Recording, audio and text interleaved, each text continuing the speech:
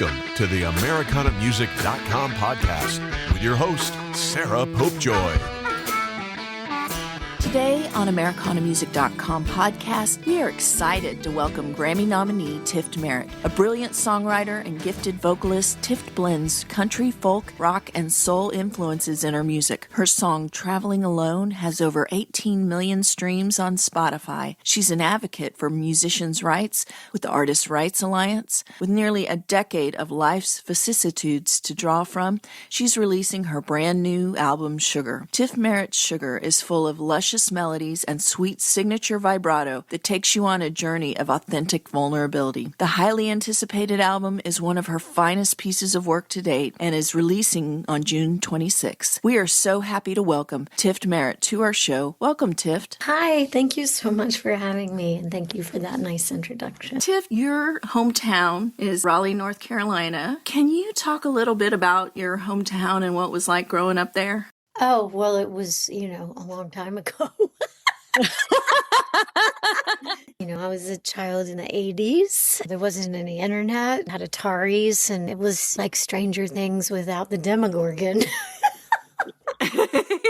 I think that was a time when regionalism really was a very powerful part of geography, right? And, like we weren't exposed to everything everywhere all the time. And I remember there was an accent that was from Eastern North Carolina, and there was an accent that was in the Piedmont, where I'm from. And I just really love my upbringing in North Carolina because there was a real sense of place. And I think my adult life here is an expression of gratitude for that. And, I am really rooted here. My daughter is really rooted here. I am very, very grateful for the community that I have that grounds me here and the life off stage that I have here. And then when I go off and do something, I think that sort of the flower is there because the roots are here. I feel very strongly about that. And, it's such a gift that my parents are still here, that we just bump into friends and neighbors wherever we go. It's really important to me. One of my heroes is Eudora Welty. I remember visiting her house in Jackson, Mississippi, where she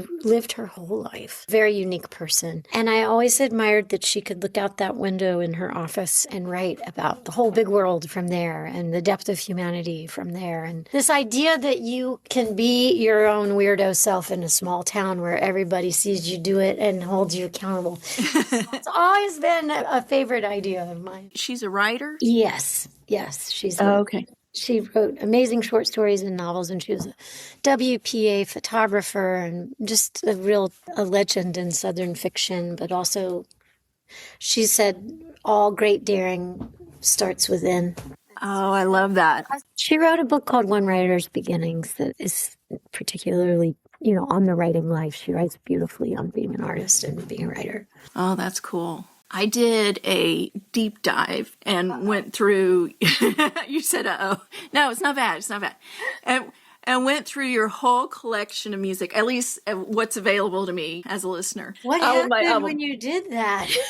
I like doing that with artists sometimes just to see how they grow and stuff. You have such a distinctive voice with a range of styles you can adapt to depending on the song. Before we get into your new album, there are two songs that I just have to mention because they freaking blew me away. I had never heard them before. I was like, how the hell have I never heard these songs? And they were Laid a Highway was one, and After Today. Oh, that's so kind that you mentioned that one. My dad really loves After Today, actually. They are both character songs where you've embodied a different character. What I love about the story songs is that you're telling them from the perspective of a 55-year-old woman in Laid a Highway and of an 18-year-old boy in After Today with such empathy. At the time, you were in your late 20s and early 30s. Do you remember what inspired those songs? And was there something that you did to prepare for writing them? I have a friend who inspired Laid a Highway, and it's really about a real town in North Carolina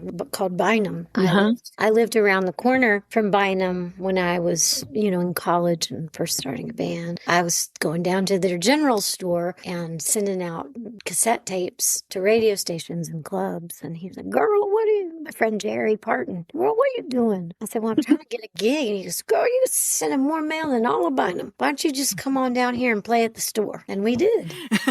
And, this little town, it had a movie theater, and it had the general store, and built around this mill where everybody worked at the mill and everybody cared for each other as a community. And then they just plunked a big old highway down, right down the street, and nobody had to go down the little road anymore. And the mill burned, and that was kind of the end of that little town. I loved that town. I still do. It's still there. I need to call up my friend Jerry Parton. I have less of a memory after today. I know I was living in New York City then, and I don't know if it was a real case. I'm trying to remember. I should go back to my notebooks and see. I recently watched To Kill a Mockingbird with my 10-year-old daughter. I haven't revisited that song in a long time, so I'm not going to be super eloquent about it, but I do think that it is important, number one, for songs and songwriters to have a creative response to the world they live in. That includes the flaws in our justice system. Mm-hmm. The feeling of being in the moment, which must accompany that kind of situation where you are a participant in a broken system and effectively without a future or a past within it. What I loved about it is it just felt so personal. When I say personal, I mean like you could feel like you could be in his shoes. Yeah, that's right. That's what I wanted to do. Well, you did it.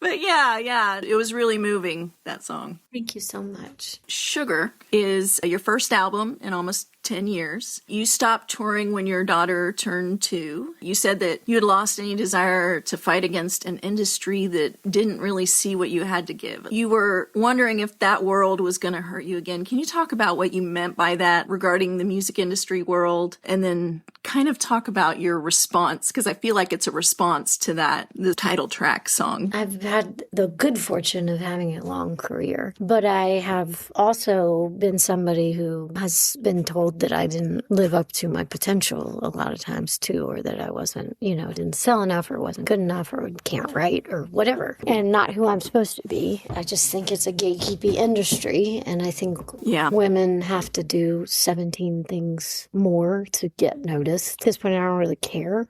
Yeah. But when I stopped touring with my daughter, I damn well did, and when this was my life, I damn well did. When I got off the road with my daughter, that was a very clear decision. There was no way that wasn't the right thing to do. My career was not going to sustain us. It is nearly impossible to be a mom on the road, a good mom on the road, the kind of mom I was going to be. But I definitely had the feeling that if I had turned a corner and gotten a bus and been able to afford a nanny, I could still have my dream. But that didn't happen. So there was a lot of feelings of failure.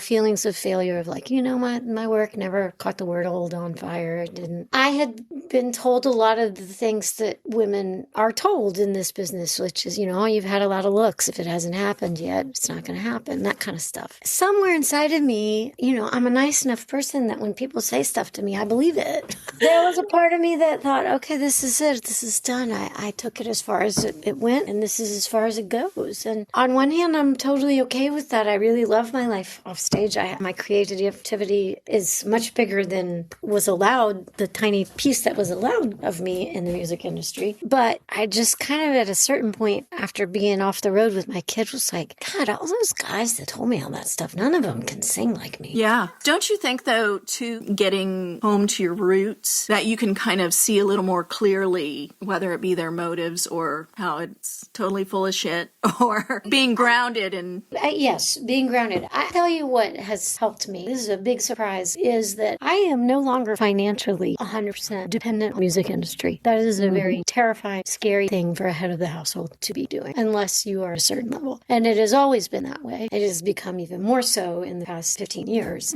But I do not envy my young self having to navigate all that. And I have always wanted to only be an artist, and I'm not a hobbyist, and 100% all in. But there is a real power in not being reliant on the gatekeepers in order to make your art. Wow. So, I'm an academic. I'm working on a motel. I do a lot of things. And I think there's some real power in having your money where your mouth is in terms of your give a fucks. Because if you're financially dependent on it, it matters. Right. Right. Can you hear my dogs? I'm so glad I can. I love the song Generous. The line, changing girls like changing clothes, is killer, as is man enough to be my lover but not my friend. You say it's a hard song to listen to for you, that you'd rather sing it. Can you talk just a little bit about that song? It was very vulnerable. Yes, for sure. And that, that's the point, right? That's why we try to write something true. And I think rock and roll is at its most powerful when it's vulnerable, right? Yeah. Yeah. I mean, I think feeling disposable is a horrible feeling. Mm-hmm. Even when love is gone or broken, or feeling it's disposable rather than something that you honor, it's a hard place to be. It's such an interesting word that you use, because I have never heard it put that way, but I feel like it explains a lot. This song, Everyday Singing, was inspired by letters between a New York City record label owner and a London-based anarchist poet. I would love to know more about this story. My people! How you discovered it. My people! With the Franklin Humanities Institute at Duke, I do a wonderful archival project. It's a collective of folks looking at the papers of Rosetta Writes, who I had not heard of. And actually, Allison Russell played me a record called Sweet Petunias. And I was like, why have I not heard that? Rosetta Writes was a second-wave feminist, downtown New Yorker. She was talking about menopause in the 70s. She wrote a book about menopause because she couldn't find one by a woman. I mean, she's just this very unique, alive person running in these amazing downtown circles.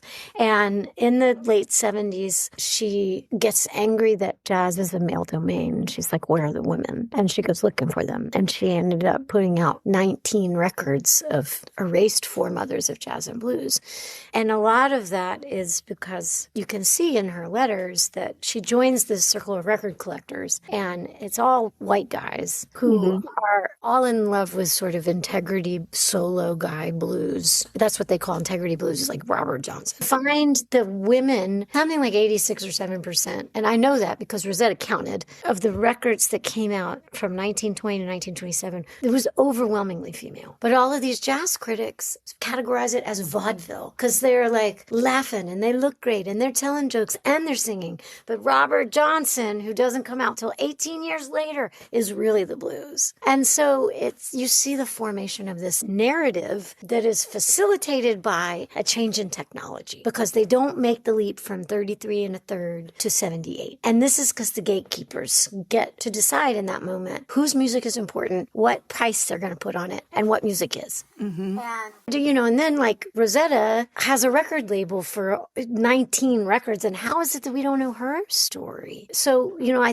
think there are a lot of lessons about technology gatekeeping moments, women having to tell their own stories in order to survive in the music business. It's just a lot of cycles that are really pertinent right now as all of these foremothers of jazz and blues train AI models to replace them. I just accidentally bumped into this and thought, how do I not know Rosetta as a veteran in the music business? It's because in her personal letters, there were letters between she and Dasheen Rayner, the anarchist poet, and they're talking about being single moms and how important their daughters are and how stretched thin they are. And their ex-husbands both worked in the anti-nuke movement, and they're talking about Reagan and fascism getting exported all over the world, and you're beautiful and you're going to rise from the ashes, and this is hard right now, but you're wonderful. I was like, oh my God, this is like me and my friends.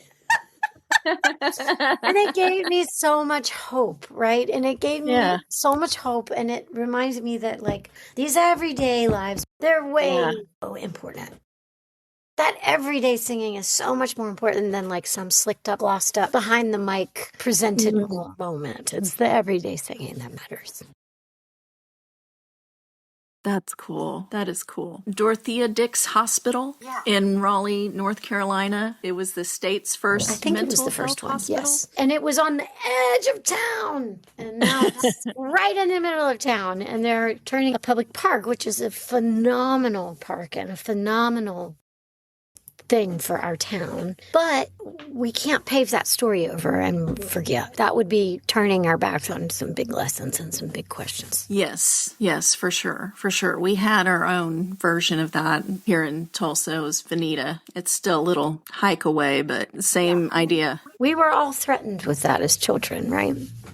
If you don't behave. Well, and I actually had a grandmother, great-grandmother. I didn't find out until like 2019 was in that hospital. The husband took her to the psych hospital and left, and who knows why. Well, I mean, you could trip in the wrong direction and get committed at that point. There's so much shame about it. Yeah. Honestly, it's like if you were poor, or if you were Black, or if you were a woman, or if you had pellagra, which was the diet of the poor, and your hair fell out. It's such a metaphor for, and I think those places say so much more about who we are on the outside than they do about anybody on the inside. And we've been living in a time which is pretty upside down. Yeah. And so I just had this strange attraction to those stories. Like, why do we treat our vulnerable so awful all the time, again and again? Or like, how will we think about what is real in such a strange reality? And your song, Mad, Mad World, is about that hospital. Yeah.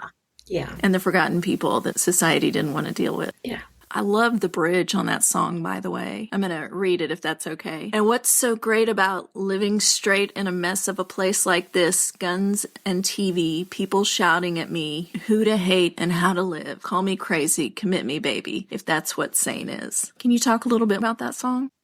I'm proud I wrote it. And are we not all living in an asylum right now? Yeah, a little bit. I don't know. You just look for the medicine in the world these days, right? Like, what is the answer to this question? How can we heal ourselves? And yeah, I can't imagine that committing people and not looking back is any kind of solution for anything. And then here we are doing it again with ICE. I feel like, I'm just going to say this real quick. Yeah. I feel like maybe we had this false sense of, even though in a lot of ways we were headed in the right direction with a lot of things, that we had overcome those things, our past as a nation. And I feel like maybe we got a little too confident in that. I do a lot of research too on the side.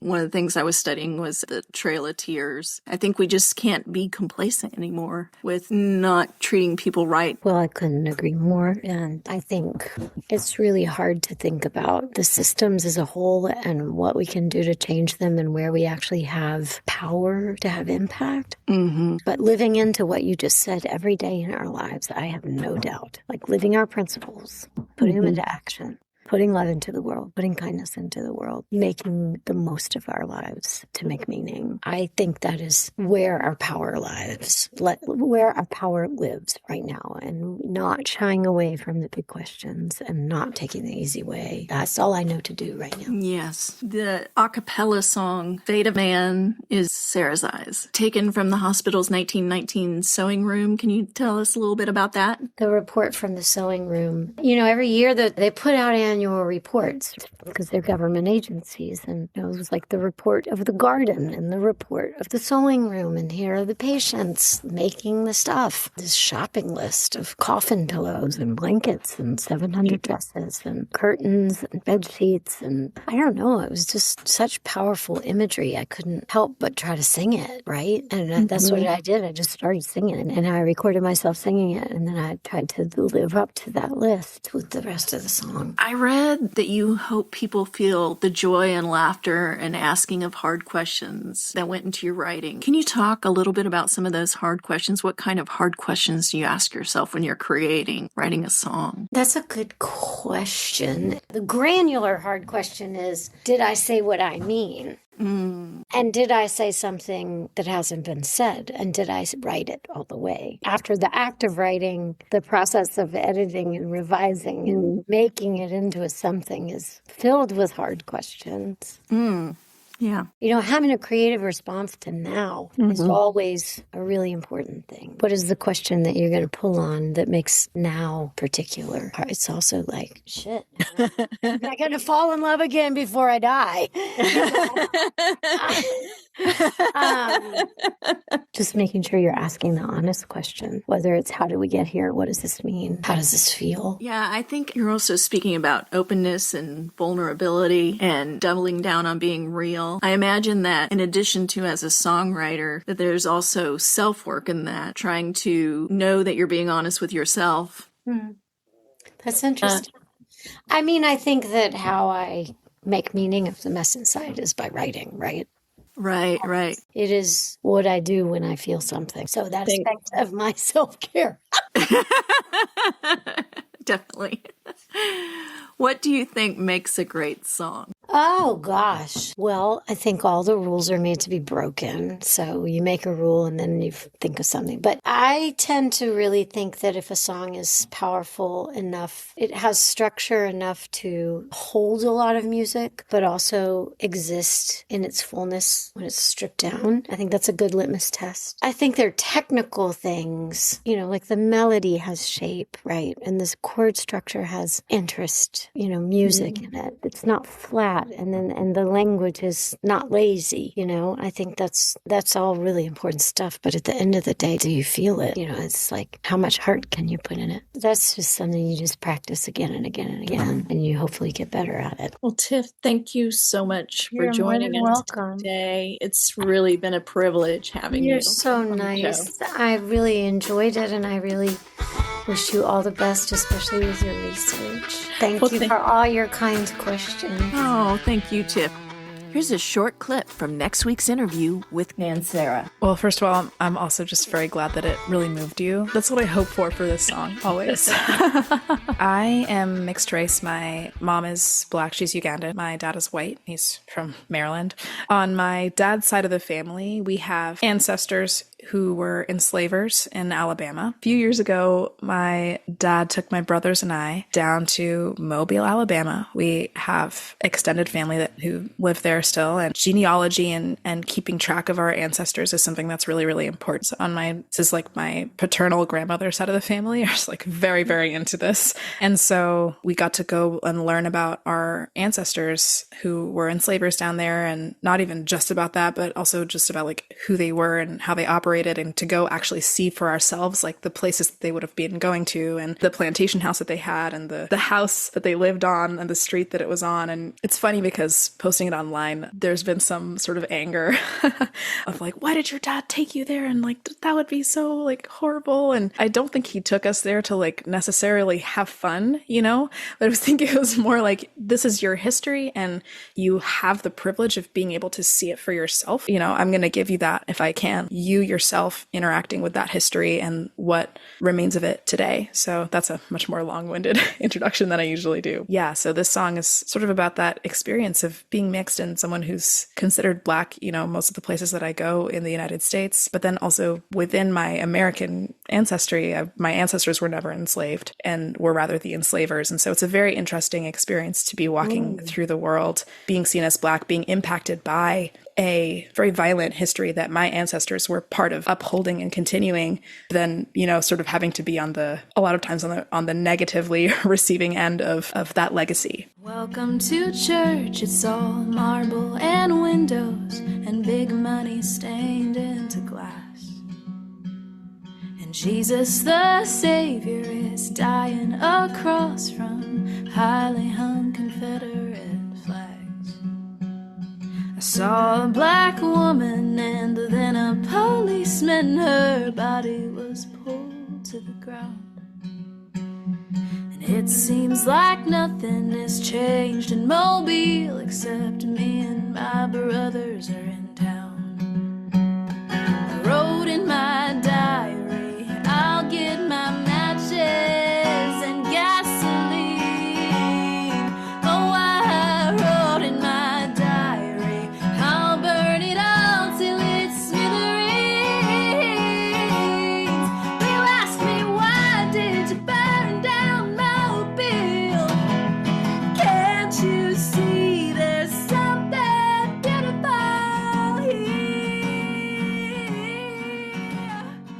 always say it's like a few years ago. It's actually like a decade ago now that we went down to Mobile with my brothers. And so I was actually still in high school at that point. I went to a very, very cool high school, and we had shorter semesters in January and May. And in May, one of our teachers was also a singer-songwriter, Anita Isola, very cool. And she ran a songwriting class. So we had 3 weeks to write a song, and then we would do like a showcase at the end. And I had been going through, since my move to boarding school was just like really rough, I had been going through like a writer's block. And so I really hadn't been writing songs for a couple of years at that point. And so I felt very rusty. Very rusty. And I think this experience, though, it haunted me in a way. And in a way, writing the song almost felt like an exorcism. It sounds so dramatic, but like it really, this spirit that was just, it couldn't settle. Like it was just very disturbing internally. Yeah. And it needed to get out of me. But I think the struggle of writing the song, when I talk about like the technicality of that, is like, I wanted it to be as complex as it felt.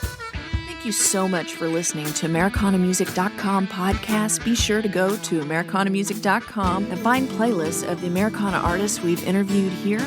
Also, be sure to follow us on your favorite podcast platform.